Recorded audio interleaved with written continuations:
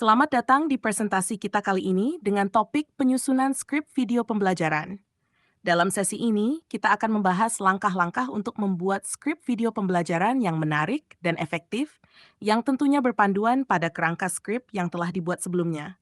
Baik, mari kita mulai dengan memahami 4 aspek penting dalam penyusunan skrip video pembelajaran.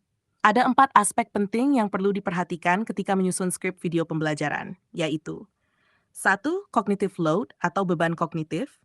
2. Student engagement atau keterlibatan peserta didik. 3. Active learning together atau pembelajaran aktif bersama. Dan 4. Konstruk atau struktur konten yang kokoh. Keempat aspek ini merupakan kunci untuk memastikan bahwa video pembelajaran yang kita buat efektif dan mampu mendukung proses belajar dengan optimal.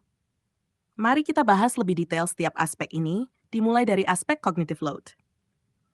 Yang pertama adalah aspek cognitive load.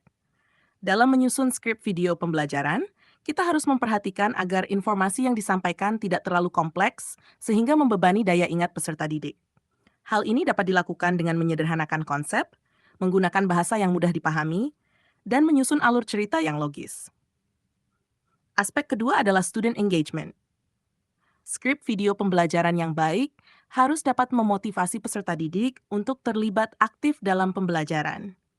Ini bisa dilakukan dengan memberikan pertanyaan reflektif, memanfaatkan elemen visual dan audio yang menarik, serta menghubungkan materi dengan situasi kehidupan sehari-hari. Aspek ketiga adalah active learning together. Video pembelajaran yang efektif perlu dirancang agar peserta didik tidak hanya pasif menonton, tetapi juga aktif berpikir dan berdiskusi. Skrip bisa mencakup instruksi untuk diskusi kelompok, tugas praktis, atau tantangan yang mendorong peserta didik untuk mempraktikkan apa yang mereka pelajari. Terakhir, kita akan membahas aspek konstruk. Aspek keempat adalah konstruk, yaitu struktur atau kerangka skrip.